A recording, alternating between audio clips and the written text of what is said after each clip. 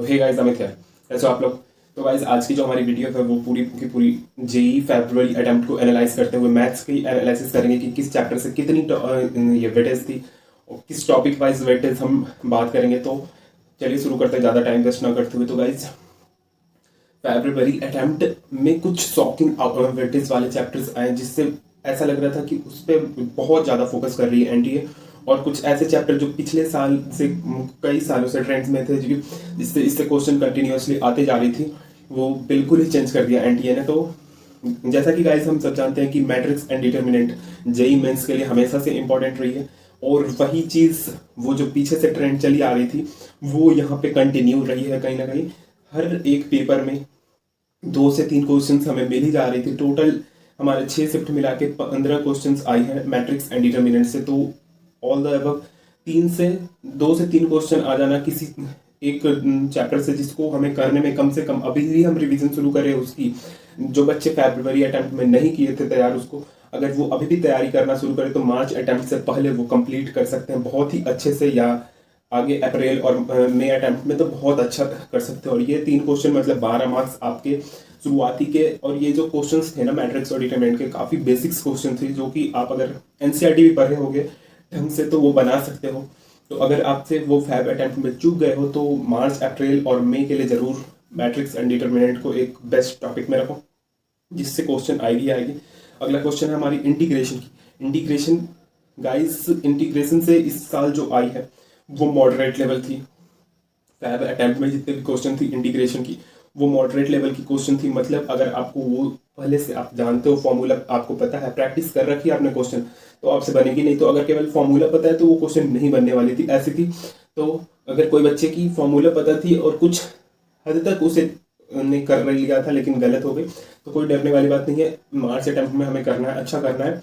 और इसकी जो इंटीग्रेशन की मैं वेटेज बता दूं तो ऑन एन एवरेज हर एक पेपर में 2-3, एक पेपर में तो 4 क्वेश्चन आ गई, जो कि 25 फरवरी की सेकंड शिफ्ट में 4 क्वेश्चन आई थी वन एंड ओनली इंटीग्रेशन से। इंटीग्रेशन से 4 क्वेश्चन आ जाना, तो सोचो अगर किसी बच्चे ने उसको नहीं करके गया होगा तो उसने कितना ज़्यादा अपना जो ये है वो नुकसान किया होगा अपने। कम से कम 16 मार्क्स का, जो 25 फैब का सेकेंड शिफ्ट में 16 मार्क्स का पेपर, 16 मार्क्स का मैथ्स का छोड़ के आ जाना, उसे बहुत ज़्यादा ये होगी।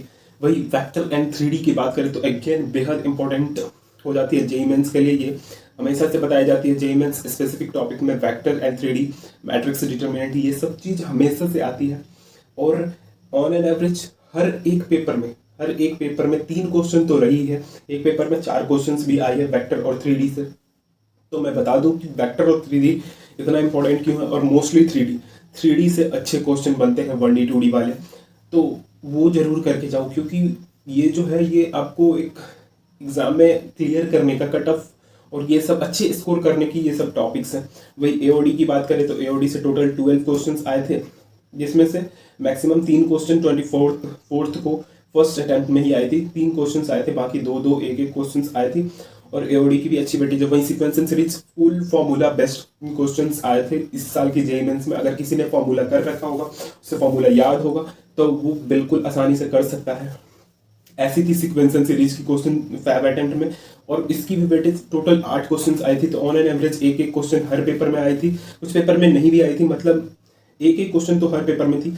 जैसे कि फर्स्ट अटेम्प्ट 24 सितंबर की फर्स्ट अटेम्प्ट में सीक्वेंस एंड सीरीज की क्वेश्चंस नहीं थी। हाँ गाइस, अगला है हमारा पीएनसी थोड़ा लेंदी हो जाती है, बहुत सारे बच्चों को समझ नहीं आती, लेकिन इस साल जो क्वेश्चंस पूछी गई है ना वो बेसिक से ही पूछी जाती है और हमेशा से पूछी जाती है। अगर किसी ने पढ़ रखा हो तो एक क्वेश्चन उससे फिक्स रहता है, उससे और प्रोबेबिलिटी से जो क्वेश्चंस रहते हैं वो फिक्स रहते हैं कि 2 क्वेश्चंस तो आएंगे ही आएंगे। और उन 2 क्वेश्चंस में भी सिमिलरिटीज बहुत सालों से चली आ रही है कि पीएनसी से अगर क्वेश्चंस आएगी तो कुछ ऐसे आएगी कि n नंबर ऑफ डाइस है, या ऐसा कुछ n नंबर ऑफ कार्ड, या कुछ ऐसा सिचुएशन दे दिया जाएगा। इस तरह के क्वेश्चंस पूछती है जिसमें थोड़ा सा दिमाग को एक्सरसाइज करने की जरूरत होती है हमें। तो इस तरह की क्वेश्चंस जनरली एनटीए डिजाइन करती है जब से एनटीए बनाना शुरू की है। तो पीएनसी प्रोबेबिलिटी इंपॉर्टेंट है, प्रोबेबिलिटी मोस्टली इंपॉर्टेंट है, क्योंकि इससे 2 क्वेश्चंस भी आती है। तो ये दोनों चैप्टर मिलकर 3 क्वेश्चंस कैरी करती है, probability and PNC. I know that कि पीएनसी और प्रोबेबिलिटी बहुत सारे बच्चों को अजीब मतलब डर लगता है इस चैप्टर में, और उसकी लगना भी चाहिए, क्योंकि ये जो चैप्टर्स होते हैं ना पीएनसी और प्रोबेबिलिटी, इसमें आपको माइंड की एक्सरसाइज बहुत करनी हो। जब तक आप क्वेश्चन उस तरह के नहीं लगा रखे होंगे, वहां पे एग्जैक्ट मोमेंट पे आपसे नहीं बनने वाला क्वेश्चन। वही अगर ट्रिग्नोमेट्री की बात करें, ट्रिग्नोमेट्री की इक्वेशन बेहद सिंपल चैप्टर है। फॉर्मूला बेस्ड क्वेश्चन जितनी भी आई है, फॉर्मूला बेस्ड क्वेश्चन आई है। प्रॉपर्टी जिसको पता रहेगी वो 5 अटेम्प्ट में बनाया होगा, वो क्वेश्चन सॉल्व किया होगा, और हर पेपर में एक क्वेश्चन आई है। वही क्वाड्रेटिक इक्वेशन की बात करें तो क्वाड्रेटिक इक्वेशन सिंपल है और आप कम से कम 2 से 3 घंटे में उस चैप्टर को तैयार कर सकते हो, ऐसे वाले क्वेश्चंस आते हैं उससे। तो क्वाड्रेटिक इक्वेशन की बात कर ली। वही हाइट एंड डिस्टेंस, जो बच्चे बहुत सारी चीज चलती है कि हाइट एंड डिस्टेंस से इतने क्वेश्चन आएंगे, ऐसा क्वेश्चन आएगा, वैसा ऐसा कुछ नहीं रहा इस साल जो फैब अटेम्प्ट में था। मैंने बताया कि पीछे से जो ट्रेंड चल रहे थे वो उन्होंने ओवरकम किया और आगे नए चीज को इंट्रोड्यूस किया एनटीए ने। हाइट एंड डिस्टेंस से आपको शौक हो गया कि 2 क्वेश्चंस आए हैं पूरे 6 शिफ्ट मिला के। वही स्ट्रेट लाइन से 3 क्वेश्चंस आई है। इसका मतलब ये नहीं कि स्ट्रेट लाइन की कोई वेटेज नहीं है, स्ट्रेट लाइन से 3 क्वेश्चन आई है। वही सर्कल से 6 क्वेश्चन आ गई है और पैराबोला से 5 क्वेश्चन आ गई है। तो जो कोऑर्डिनेट ज्योमेट्री की वेटेज है वो कहीं से भी कम नहीं हुई है। वही अगले अटेम्प्ट, मार्च अटेम्प्ट में कहीं ऐसा ना हो जाए कि हमें सर्कल से क्वेश्चन 2 मिले और 2 या 3 मिले और स्ट्रेट लाइन से हमें 5 से 6 क्वेश्चन मिल जाए, और पैराबोला से भी 5 से 6 या हाइपरबोला से तो कोऑर्डिनेट ज्योमेट्री की वेटेज कम नहीं हुई है। ये स्ट्रेट लाइन देख के 3 क्वेश्चन देख के कभी मत छोड़ना कि इससे तो क्वेश्चन आने वाला नहीं है, क्योंकि एनटीए इस तरह से पेपर डिजाइन करती है कि अगर उसने ये जब 2 शिफ्ट वाली हुई थी तो अगर उसने सर्कल से फर्स्ट अटेम्प्ट वाले में दे दिया, जस्ट लाइक जनवरी अटेम्प्ट 2020 में अगर सर्कल से क्वेश्चंस दे दिया, तो जब सितंबर अटेम्प्ट हुई थी उस समय मिक्स्ड क्वेश्चन थी, मतलब circle parabola hyperbola straight line equal weightage में आ जाती है। तो सर्कल को मिस मत करना, circle straight line important chapters में आते हैं। वही बोल रहे बाइनोमियल अभी मत करने जाना, बहुत दिमाग खराब होगा। 6 क्वेश्चन, एक क्वेश्चन आती है, अगर नहीं पढ़ रखे हो तो बिल्कुल मत करना। रिवाइज करना हो या अगर आप पढ़ रखे हो, बस रिवीजन की जरूरत है, थोड़ी सी जरूरत है और आपको वो क्वेश्चन बनने लगेंगे तो जरूर करो। बाइनोमियल से एक क्वेश्चन आते हैं, मतलब you can do it. Function से क्वेश्चन इस साल देखने को मिली हमें 6 क्वेश्चन टोटल, 6 अटेम्प्ट में 6 क्वेश्चन, मतलब ऑन एन एवरेज एक क्वेश्चन हर पेपर में रही। और फंक्शन की क्वेश्चंस की जो बोले मैं, वो इजी टू मॉडरेट में रही क्वेश्चन, कुछ ऐसा खास ऐसा नहीं था कि हाँ कुछ रॉकेट साइंस पूछ लिया, ऐसा कुछ नहीं था। वही एलसीडी अगर पढ़ रखे हो तभी इस चैप्टर को छूना, अभी बिल्कुल मत छूना, चाहे वो मार्च अटेम्प्ट के लिए। वही अगर मई अटेम्प्ट पे फोकस कर रहे हो तो आप एलसीडी कर सकते हो। एरिया अंडर कर्व बिल्कुल करके जाना, 4 तरह के कर्व से क्वेश्चंस आई हैं और टोटल 5 क्वेश्चंस आई हैं एरिया अंडर कर्व से। और एरिया अंडर कर्व से जो क्वेश्चंस आती है ना, वो बहुत ही बेसिक रहती है। अगर आप एनसीईआरटी के क्वेश्चंस लगा लो, एरिया अंडर कर्व के क्वेश्चंस कुछ भी नहीं रहेंगे जेईई मेंस लेवल की आपको लगेंगे। वही पैराबोला से मैंने बताया कि 5 क्वेश्चंस आई थी। कॉम्प्लेक्स नंबर, अगर आपने कॉम्प्लेक्स नंबर किया है तो बहुत अच्छा, क्योंकि आप जाओगे ना, कोई भी पेपर ऐसा नहीं रहेगा जिसमें कॉम्प्लेक्स नंबर से क्वेश्चन नहीं रहेगी। कॉम्प्लेक्स नंबर की पहले बहुत ज्यादा वेटेज रहती थी, वही इस साल देखने को मिली है फरवरी अटेम्प्ट में 6 क्वेश्चन, मतलब on an average her paper में एक क्वेश्चन आई है। और एक क्वेश्चन आई है हर अटेम्प्ट में, आपको एक क्वेश्चन कॉम्प्लेक्स नंबर से मिला होगा, तो ये फिक्स हो जाता है यहाँ पे कि कॉम्प्लेक्स नंबर से हमारी क्वेश्चन आएगी ही आएगी। वही मैं बता दूं, मैथमेटिकल रीजनिंग से 6 क्वेश्चन आए पूरे टोटल 6 अटेम्प्ट में, 6 शिफ्ट में, टोटल 6 शिफ्ट में 6 क्वेश्चंस आई हैं। तो मैथमेटिकल रीजनिंग की भी अच्छी खासी वेटेज है और बेहद आसान चैप्टर है। आप 1 से 1.5 घंटे में इसको कंप्लीट कर सकते हो। क्वेश्चंस के साथ मैं बोल रहा हूँ कि क्वेश्चंस के साथ आप कर सकते हो। वही गाइस यहाँ देखने को मिला कि स्टैटिक्स से उतनी वेटेज नहीं थी स्टैटिक्स की जितनी पहले बोली जाती थी। या पीछे जो ट्रेंड थी हमारी 2020, 2019, 2018 ऐसी जो ट्रेंड थी, उस वक्त स्टैटिक्स, मैथमेटिकल रीजनिंग, इन सब की वेटेज बहुत ज़्यादा रहती थी। इन्हें मेंस स्पेसिफिक टॉपिक्स बोलते हैं, लेकिन स्टैटिक्स की उतनी कुछ खास वेटेज नहीं थी। 2 क्वेश्चंस आई थी पूरी के पूरे पेपर में। तो यही थी हमारी पूरी की पूरी एनालिसिस।